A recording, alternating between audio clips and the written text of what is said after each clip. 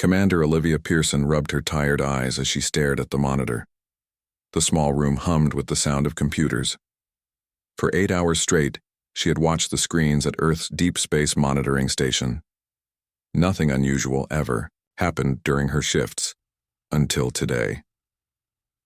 A strange sound came from her console. At first she thought it was a mistake. The signal pattern was like nothing she had seen before. It pulsed in a steady rhythm that couldn't be natural. "Hey, Alan, come look at this," she called to her coworker. Dr. Alan Murphy walked over from his desk. He had studied alien languages for years, though no one had ever found proof of aliens before. "What did you find?" he asked, leaning over her shoulder. "I'm not sure. It started about 2 minutes ago." She pointed to the screen where the pattern continued to pulse. Alan's eyes grew wide. His coffee mug slipped from his hand and crashed to the floor. No one paid attention to the spill. "Olivia, this isn't random noise," he whispered. His hand shook as he typed commands into the computer. "The pattern repeats exactly. See? Here and here?" He pointed at matching sections on the screen. "This is artificial." "You mean?" Olivia couldn't finish her sentence. The weight of what they might have discovered was too much. "I mean, this could be a message from someone out there." Olivia picked up the phone. "I need to call Director Nelson." "Right away." Within 3 hours, the station buzzed with activity. Scientists and military personnel filled every room. Everyone spoke in hushed, excited voices. Director Nelson had called an emergency meeting with Earth's United Defense Force. In the main conference room, 20 people sat around a large table. Admiral Gregory Wells, head of the Defense Force, stood at the front. His gray hair was neatly cut and his uniform had perfect creases. On the wall behind him, a large screen showed the signal pattern.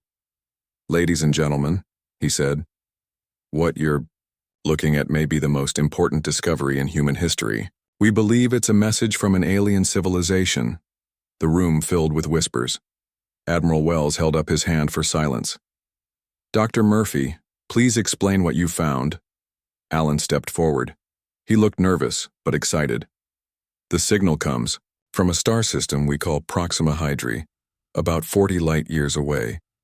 At first we couldn't understand it. But then we noticed something interesting."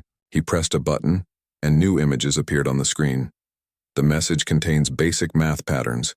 First prime numbers, then more complex equations. This is no accident. Someone created this message hoping anyone who found it would understand. A woman raised her hand. "What does the message say?" "We're still working on that," Alan replied. "But one thing is clear. The repeated pattern and strength suggest urgency. We think it's a call for help." Admiral Wells took the floor again. "We've spent centuries wondering if we're alone in the universe. Now we know we're not. And someone out there needs us."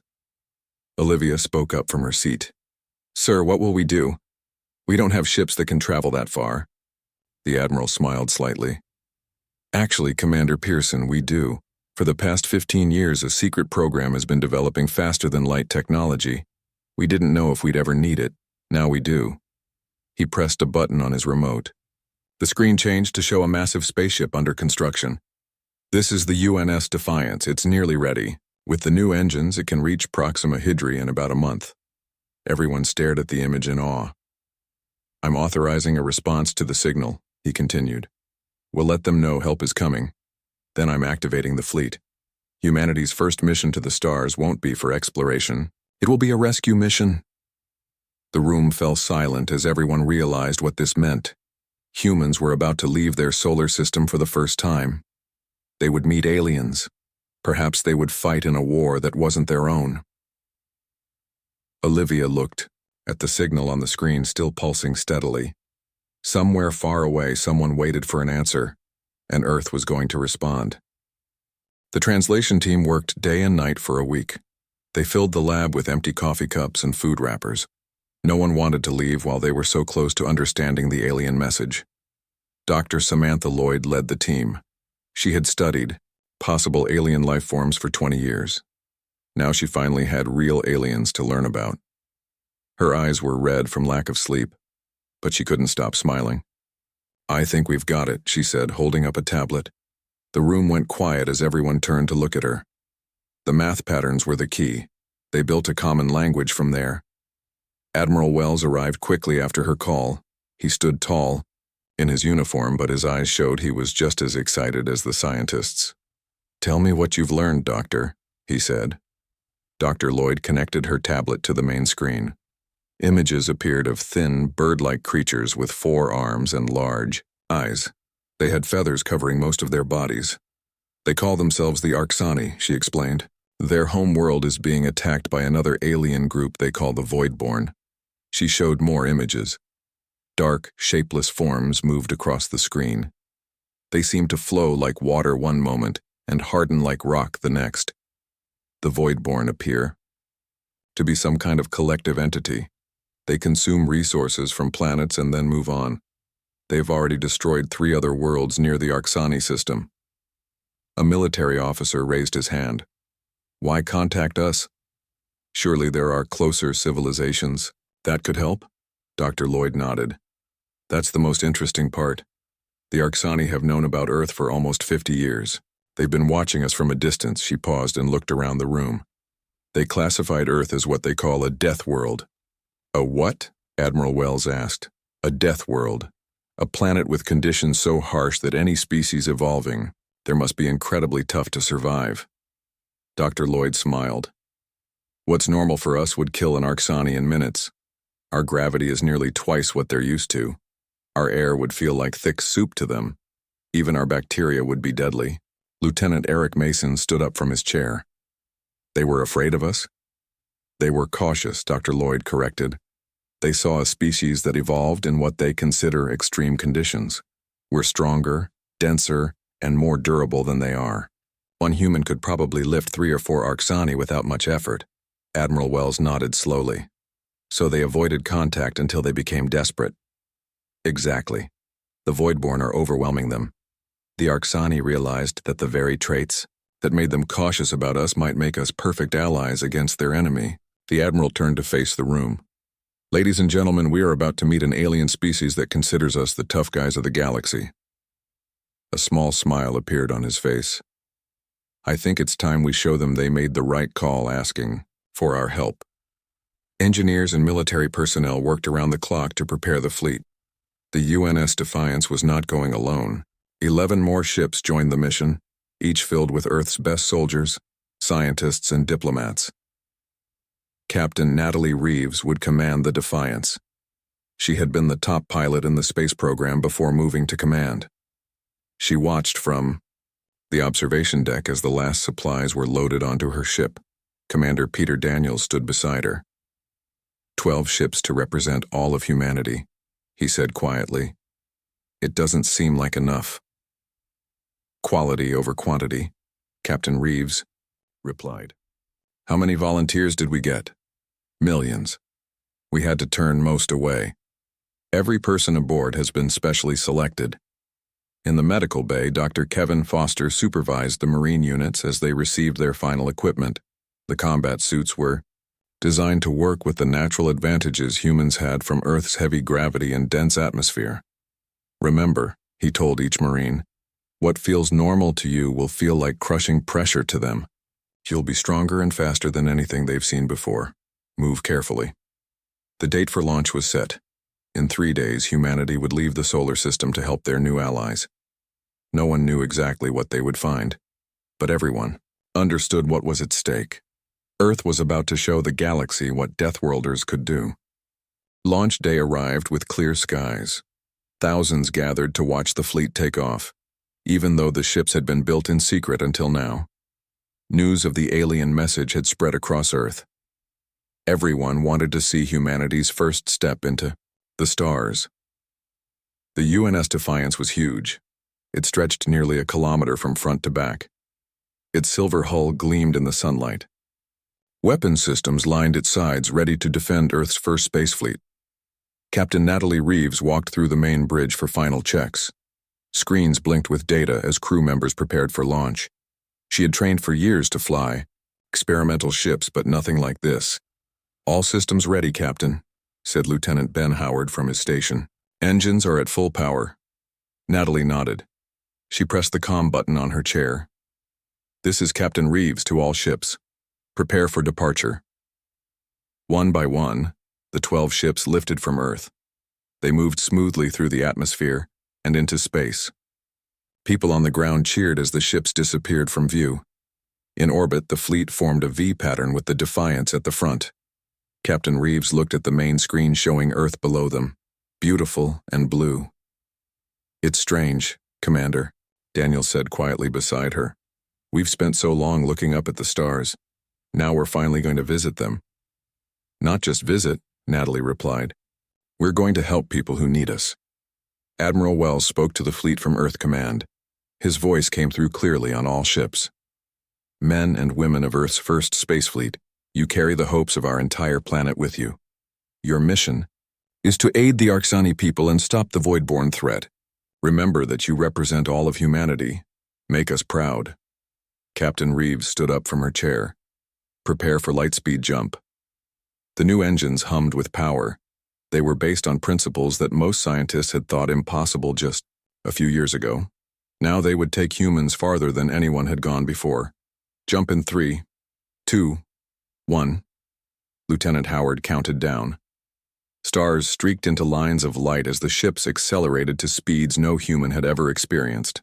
Earth disappeared behind them. They were on their way to Proxima Hydri. Life aboard the ships quickly fell into a routine. The journey would take nearly a month, even at light speed. Crew members trained, studied the alien messages, and prepared for what they might find. In the training room, Marine Commander Lisa Bradley watched her soldiers practice. They wore the new combat suits, testing how high they could jump and how much they could lift. The suits enhanced their natural strength. "Again," she ordered as a young Marine jumped 3 meters into the air. "In the Arxani gravity, you'll be able to jump even higher. You need to control your landings." The Marine nodded and tried again, landing more softly this time. "Better," Lisa said. "Remember, to the Arxani, we'll seem incredibly strong. What's normal for us is extreme for them. We need to be careful not to hurt our allies by accident." In the science lab, Dr. Lloyd studied everything they knew about the Voidborn. The shape-shifting aliens were unlike anything in Earth science. They seemed to be able to change between solid and gas forms, she explained to her team. "That makes them hard to fight with normal weapons." "So how do we stop them?" asked one of the scientists.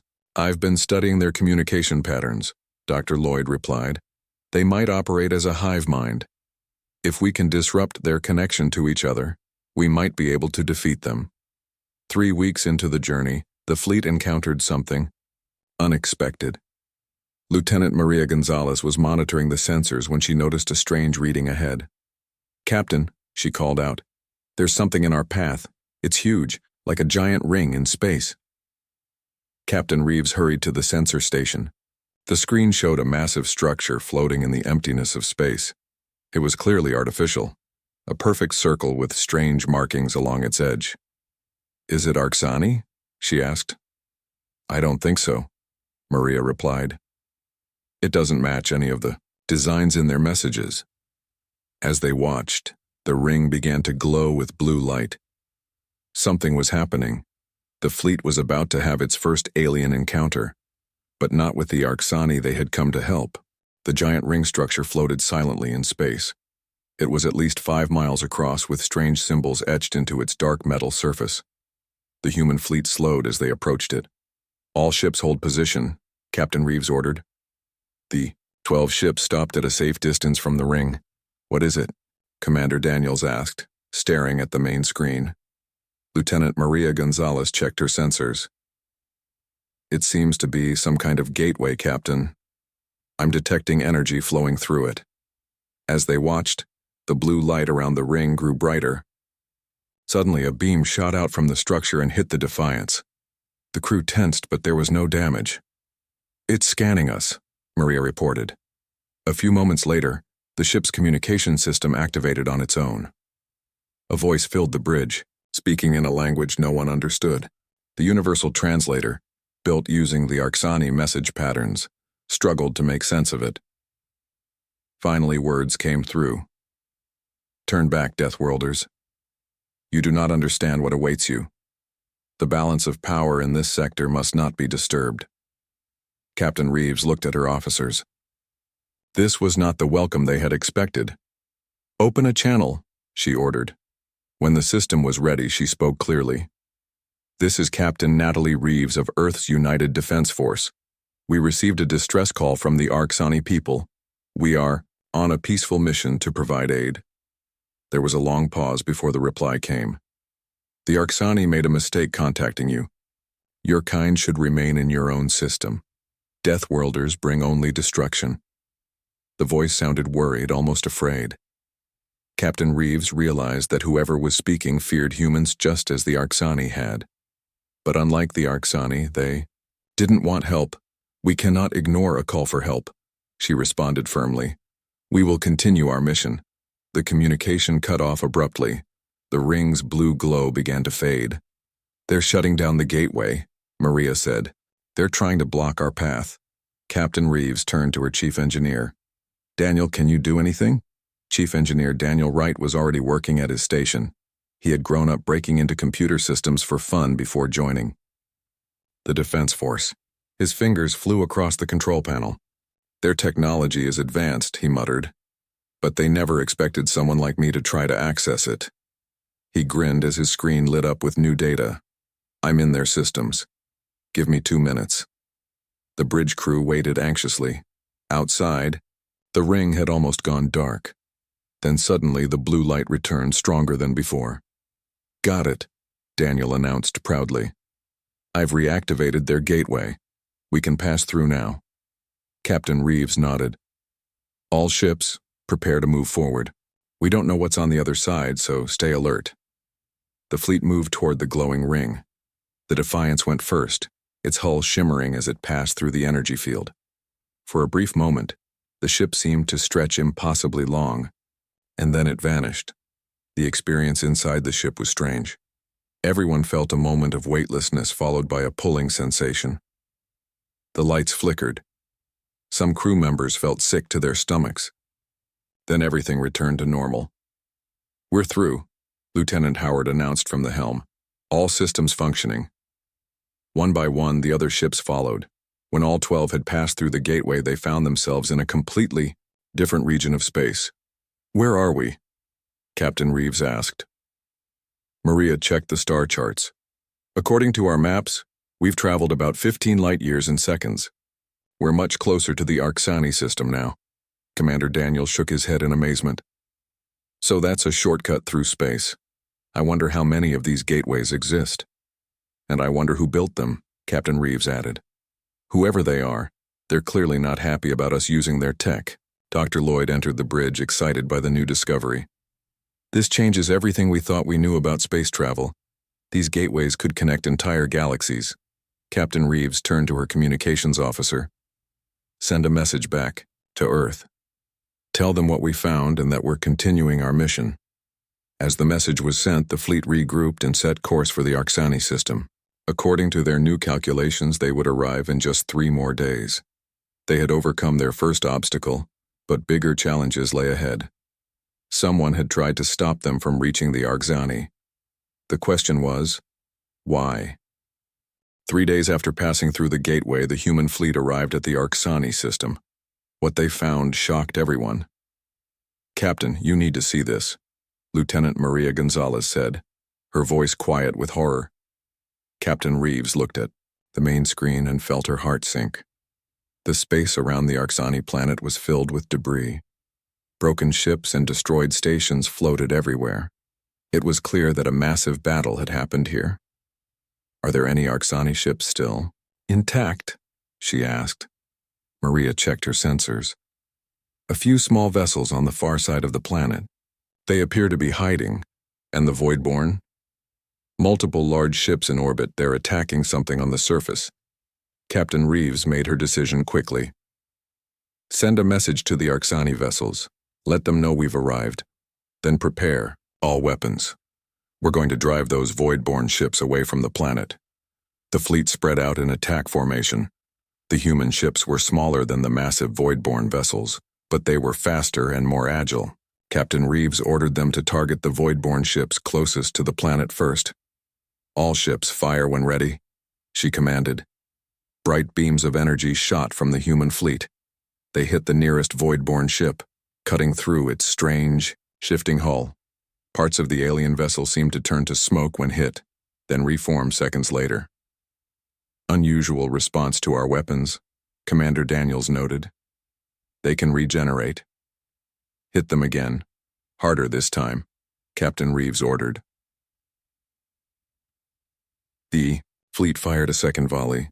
This time the Voidborn ship couldn't reform fast enough. It broke apart, dissolving into a cloud of dark particles. The other Voidborn vessels turned away from the planet to face the new threat. They moved slowly compared to the human ships. "They're sending us a message," the communications officer reported. "Audio only." A strange hissing sound filled the bridge. It rose and fell in patterns that almost sounded like words. The translator worked to make sense of it. Meet, being, why, interfere, this world, ours now. Captain Reeves stood from her chair. "Tell them that we're here to help the Arxani, and we won't allow their world to be taken." Before they could send the reply, the Voidborn attacked. Dark energy beams shot toward the human fleet. The ship scattered, dodging most of the blasts. "Return fire," Captain Reeves ordered. The space battle raged for hours. The human ships were more nimble, but the Voidborn could take more damage. Slowly, the humans gained the upper hand, forcing the Voidborn vessels away from the planet.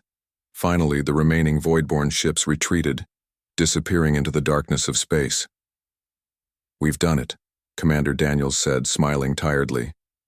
"We've driven them off, at least for now." A message came through from one of the Arxani ships. When it appeared on screen, the humans saw an Arxani for the first time.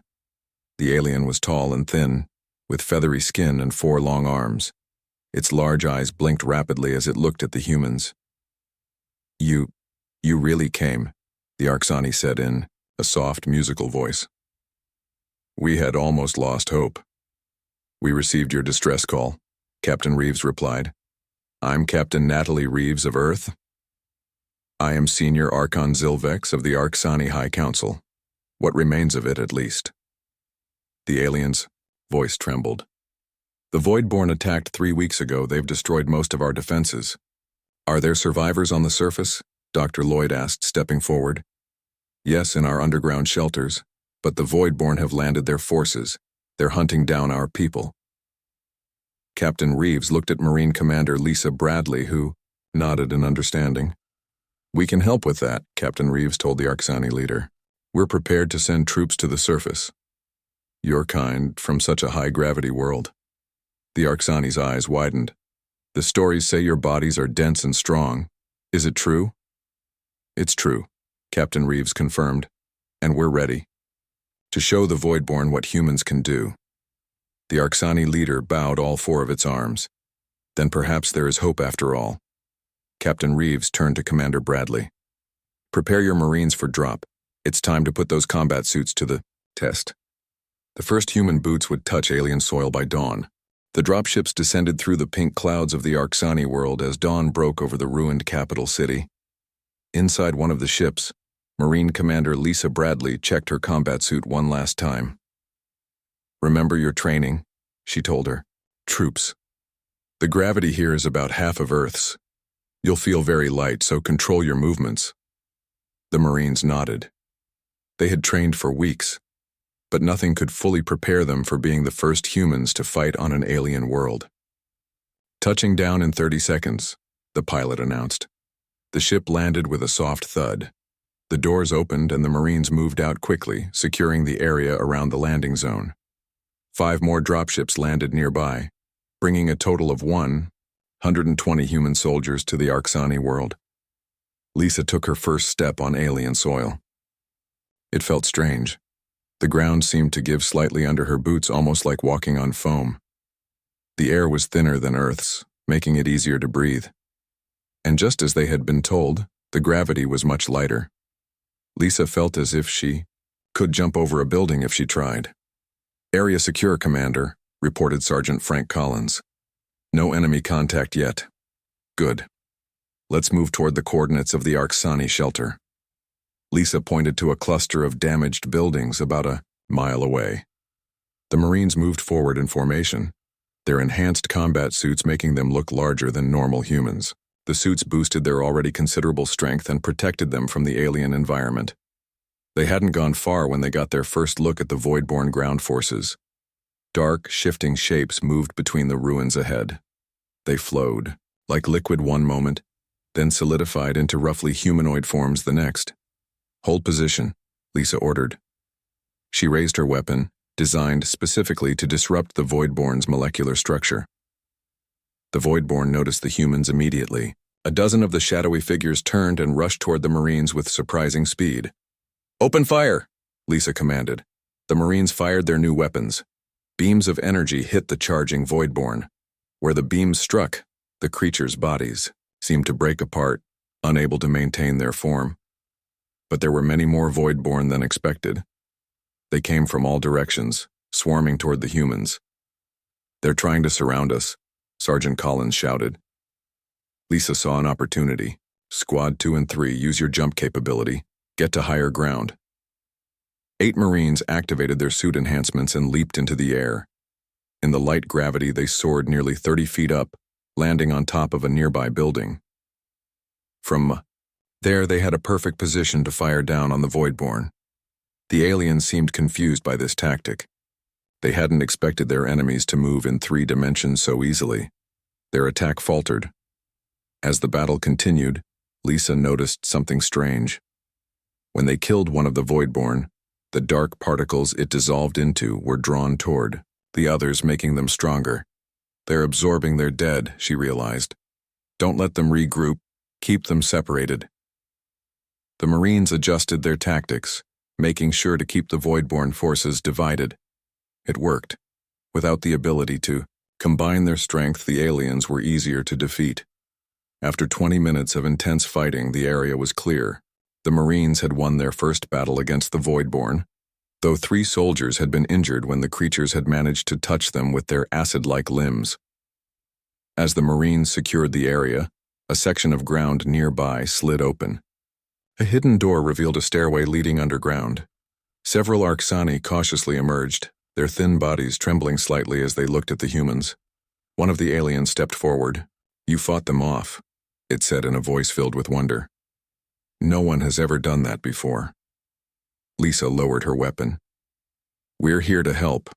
I'm Commander Bradley of Earth's Defense Force." The Arksani bowed all 4 of its arms. "I am Guardian, Trelvox. We have been hiding down there for days." It looked at the combat suits with wide eyes.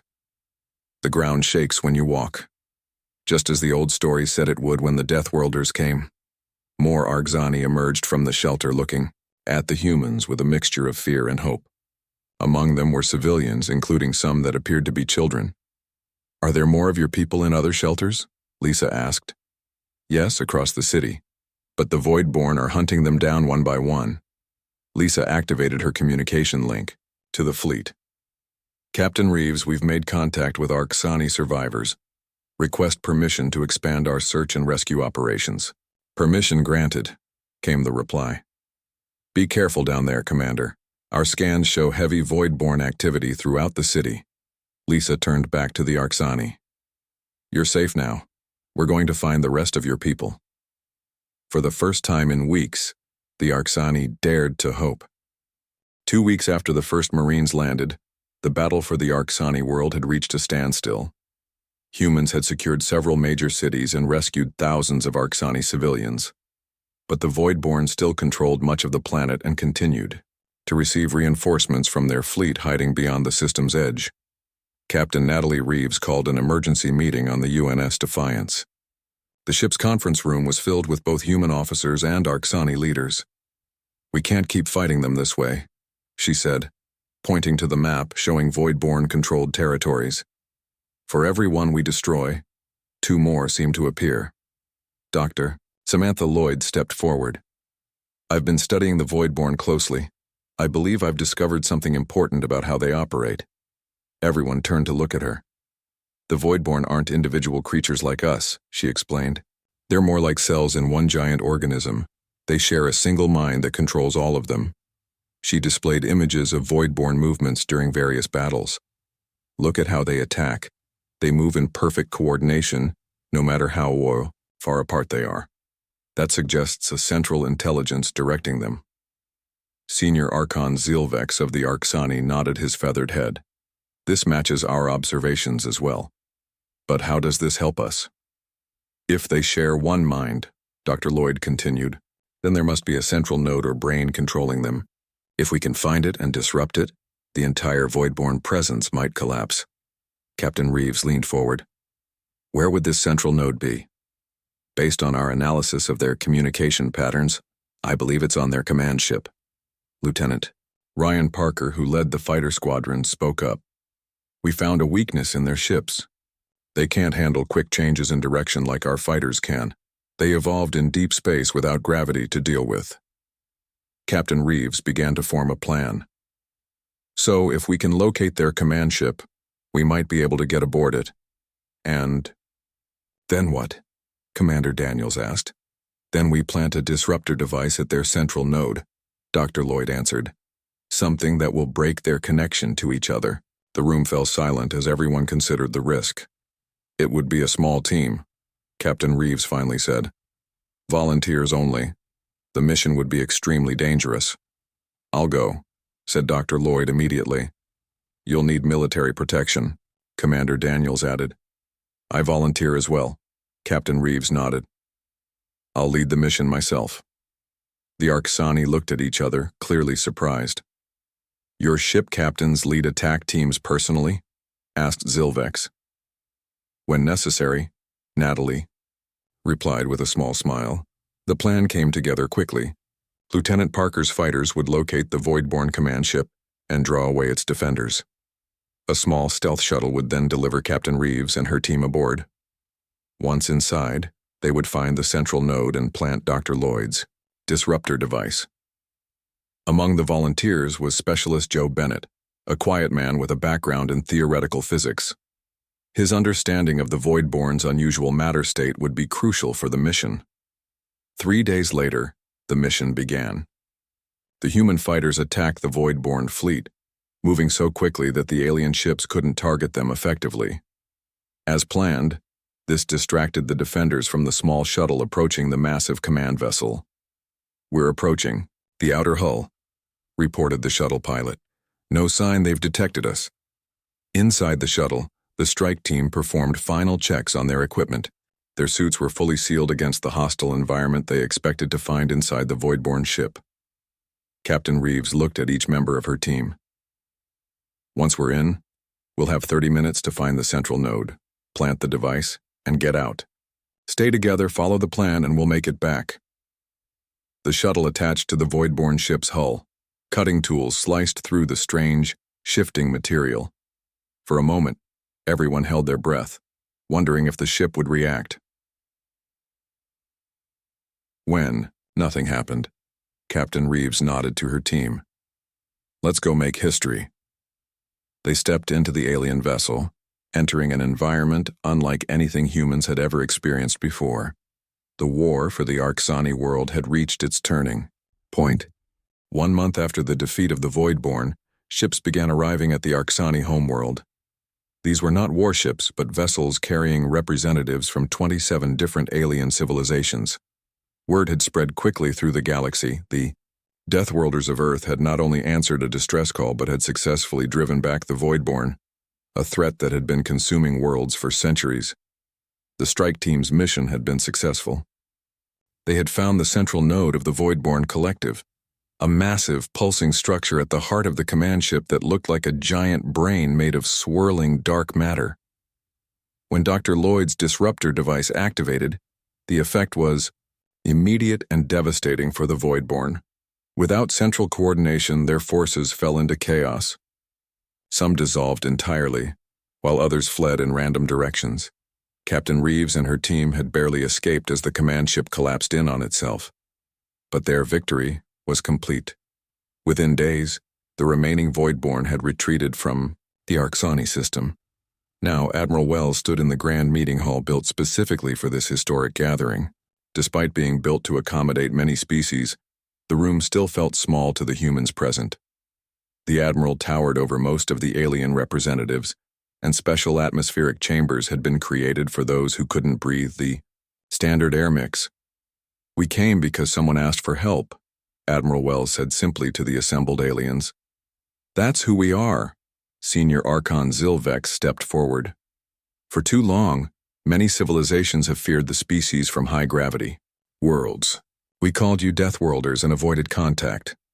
But now we see that strength can be used to protect, not just to destroy." One by one, representatives from different worlds stood to speak. Some had lost colonies to the Voidborn. Others had been hiding in fear for generations. All of them now looked to Earth with new respect. A treaty was signed that day. The Galactic Concord, as the Alliance came to be known, united the civilizations of the sector. Earth would serve as the primary defensive force, while other worlds contributed their unique scientific and cultural knowledge. The Arxani, with their advanced understanding of biology, began working with human scientists to develop new medicines and technologies that could benefit both species. Other aliens offered faster-than-light travel improvements, energy generation methods, and arts that humans had never imagined. On the UNS Defiance, now permanently stationed in the Arxani system as an embassy and defense platform, Captain Reeves received new orders from Earth. More ships were being constructed, more volunteers trained. The galaxy, it seemed, contained many vulnerable civilizations in need of protection. "It's strange," she said to Commander Daniels as they watched an Arxani sunset from the observation deck. The sky turned deep purple as their star, larger and redder than Earth's sun, sank below the horizon. "What's strange?" Daniels asked. "We spent centuries looking up at the stars, wondering if we were alone, preparing for the worst if we weren't. And instead of finding enemies," Daniels replied, "we found people who needed our help." Captain Reeves smiled. Perhaps that's what humanity was meant for all along. Not conquering the stars, but defending them. Below them, human engineers worked alongside Arxani builders, reconstructing what had been destroyed. In orbit, ships from a dozen worlds moved peacefully through space, and beyond the system, explorer vessels with mixed human and alien crews were already setting out to make contact with more civilizations. Sergeant Frank Collins, now assigned as a trainer for the new Arxani Defense Force, watched as his alien students attempted to lift weights designed for their lighter bodies. "Good," he encouraged them. "Remember, it's not about being the strongest. It's about using what strength you have in the right way." An Arxani child approached him, looking up with wide eyes. "Will I ever be as strong as a human?" she asked. Frank knelt down to meet her gaze. "You don't need to be. You have your own strengths that we don't have. That's why we're better together than apart." Throughout the galaxy, the story spread of Deathworlders who came not as conquerors but as guardians. And for the first time in millennia, many worlds looked to the future with hope instead of fear. Humanity had found its place among the stars. The end.